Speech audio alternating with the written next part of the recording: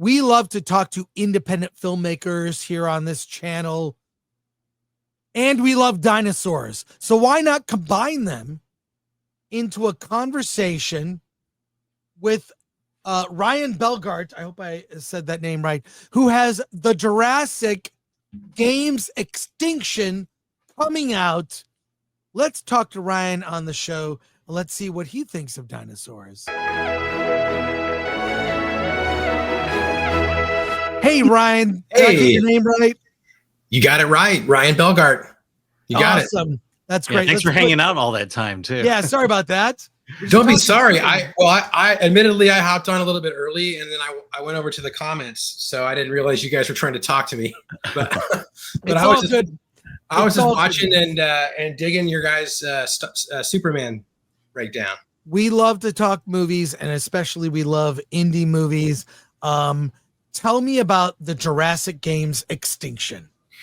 Well, the Jurassic Games Extinction is it's a sequel, but you could probably watch it without watching the first one, to a movie I did about 8 years ago called The Jurassic Games. I remember that. I remember it.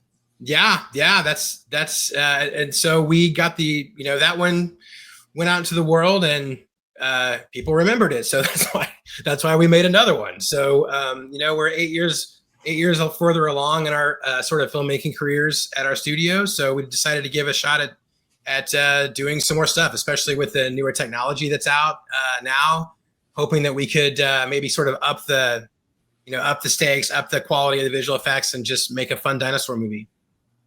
I mean, look, there's another movie coming out, a Jurassic. And what's great is, from an IP standpoint, you can't copyright dinosaurs. And I know from being a father, there's only one thing that, look, you can say this is a toy for boys. This is a toy for girls. Girls like this, boys like this. My experience is dinosaurs appeal to both boys and girls. It's very broad. And your timing on the release probably could not be better. I'm sure it was planned because it's out on VOD now. Is that right? That's right. It's out on, you can watch it now on Apple, Amazon, really anywhere that you can download or stream movies. You can watch it, but yeah, I mean, look, we knew that this would be a great time to release it. So I'm not going to lie, we raced to the finish line to try to get this thing done in time to get it out. But yeah, it's really fascinating and interesting and fun to see people compare what we did, compared to what the new one, the big one's doing. And it's just kind of, fun even to be part of the conversation anywhere by anybody is kind of fun. Let's take a look at the trailer for the movie together, and then we'll go to questions from our audience. Here we go. Oh, hell yes! Who's ready for more Jurassic Games? Strange things have been popping up in the game zones. We think someone inserted a virus. So why do we need them? They are coming as a precaution. I don't anticipate any troubles. We're broadcasting. Welcome, contestants. Tell me you didn't engage lethal injections. It's just got a whole lot more fun. There is a way to take down the AI that controls the game. But it has to be done from the inside. Don't die. We're not killers. We can't play this game for real. It's us against the game now. It's humans against a stupid machine. No one else is gonna die.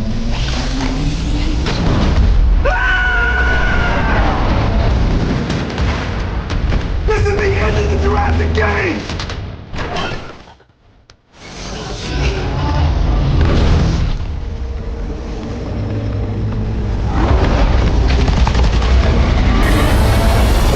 This is why we watch the games. I should say it's out now, and my God, I mean, I saw influences obviously from the Jurassic Park / World franchises, but also a little Hunger Games in there, a lot of different influences from big budget movies. How do you do this on such a small, limited budget?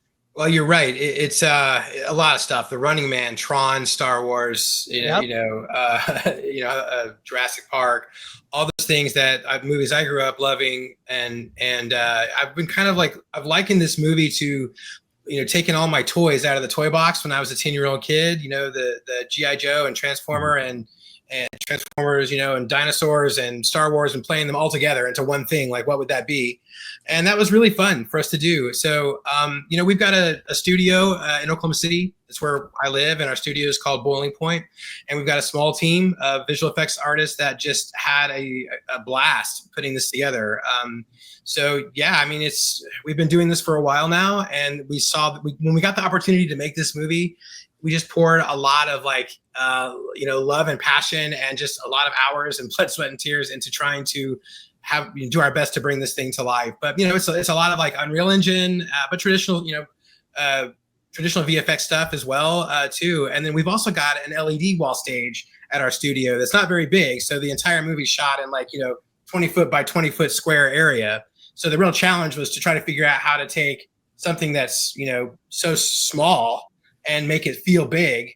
And part of the idea was what if the players in the game transform into dinosaurs, and that lets us explore the entire world. So it was kind of born with the idea of what can we do with the tools that we have. I got to ask you, the first Jurassic games came out 7 years ago. What has changed in terms of the CG for the dinosaurs in this one compared to the first one? Well, the biggest thing is just using the game engine and using Unreal Engine instead of a more sort of traditional technique where we would render frame by frame, and it would take a super long time, to do shots. Now with the fast computers and high-end graphics cards, you can see what you're doing in real time, and you can render things out pretty quickly. So it allowed a small team to achieve what I think is a pretty cool level of believability and quality compared to the last one, and helps us do a bigger movie on sort of a truncated timeline and a small budget. We've got over 2,000 people watching live, and we've got questions for our audience, a ton. Let's go to them. I'll try to get through these quickly. Want to say thank you to Freaking IKEA Chair, gifted 10 Film Threat memberships, along with Steve Z09. Appreciate you. And Alan, why don't you read from here? Yeah, I will not eat the bugs. Asks, hi Ryan. I loved Army of Frankensteins and how you mix the idea of time travel, Civil War with horror. If you could do a newer mix of genres, what would you aim for? Keep up the great work. Man, maybe this is some breaking news. You heard it here first, but I want to do a movie called Guitar Lords or Guitar Warriors, where it's like a musical kind of like Lord of the Rings, but they use guitars and heavy metal music as their weapons. That's what I want to do. And I don't know I don't know if I'm ever going to get to or what, but when I think about crazy genre mashups, and I know there's been, cartoons and things like that have kind of done that a little bit, but, taking the idea of I don't know, Scott Pilgrim or something, fighting with music, but I can just imagine, the dwarves have drums and just all that stuff. It sounds like it'd be a crazy fun thing to do. And I like putting stories in worlds that are just, things that you can't really just go out in your backyard and shoot, I feel like the music's going to be the biggest hurdle in that project. Yeah. Believe it or not, I actually wanted to be a film composer ever before a film director. So I feel like I would have a little bit of, I know enough to be dangerous, but yeah, I would definitely bring on some metal guys to make that work for sure. Tony Elias for 2061. Wow, this production and budget is insanely impressive. Steve Z09 for 5. Did Ryan use Unreal Engine on this film? Yes. Yeah, we did. We used Unreal Engine to create the backgrounds and for the LED wall stuff, and then we used those same backgrounds to do the bigger action pieces with the dinosaurs and everything. So yeah, so much of it was done inside of Unreal Engine. Amazing. All right. Patrick Lemire, does Oklahoma offer any breaks for local productions? Yeah, not just local productions. The Oklahoma Film Office has an incredible rebate. And to be honest, without that, it would be very difficult for us to do these projects. But yeah, they've got they've got a really nice incentive, and it allows people like me to have, to do productions in Oklahoma and hire people to be able to work on these projects, but also productions come in from out of state all the time. And they hire local crew, and, that's why things like Twisters and things are sometimes shot, in Oklahoma. All right. Stuff to watch 7682. Woohoo. It's on Tubi. I'll watch it later at my convenience. That might be the first one. The first one I think is on Tubi right now. Yeah, I don't think this one's on Tubi yet. Native Britain, what rating is it? Did you even bother? Is it R-rated? I'd say it's hard PG-13. Hardcore. ADL is 24. The new film is 16 minutes longer than the original. Was that a result of a longer, more complex story, or were you able to shoot more efficiently after your experience with the first film to fit more in this film? Well, I'm always trying to make something as short and tight as I can, and I, using the LED, that's a good question. Using the LED wall, I think that we were able to shoot so efficiently that I got into the edit with this, and it was like, oh wow, I have a lot more stuff than I usually do. Usually I'm like scrambling to try to fill up time, but this time I had more than I needed. So I just started cutting stuff out. Whether I cut enough or not is debatable, but I tried to, cut it as much as I could to keep it as tight as I could. And that was a nice luxury on this one. All right. Well, AD Ellis, 24, fan of the first. Actor Adam Hampton returns from the original. What did his experience from the first bring him back to the set this time around? He's awesome, and somebody I love working with every chance I get. And he was kind of like, hey, how are you going to pull this off? Because he liked the first one where we were out in all these kind of exotic locations in Oklahoma. It's kind of cool actually, because we've got like a desert, we've got swamps and forests and caves and all kinds of stuff around here. But this time we shot it all inside the studio. So I don't know. He was always just kind of like, well, we'll see how it turns out. And I think at the end of it, he was excited and impressed about that. Another thing he brought to it too was that he's just kind of, I always liken him to sort of like the star player on your basketball team or something. He just makes everybody better. He comes in with such sort of like an intense appreciation and sort of like a gung-ho spirit to take it seriously, that everyone around him kind of does the same thing, and it just elevates the project. So he's amazing, and I'd work with him every time I can. Yeah. I never thought I'd hear the words exotic locations of Oklahoma. I'm telling you. They're out there. They're out there. Native Britain, did you make models first before computing models? So, is the question like, did I make like actual models? Yeah, like I think so. No, not really. I jumped head first into the digital stuff, but I didn't make the models digitally or otherwise for this movie. We have other artists that do that.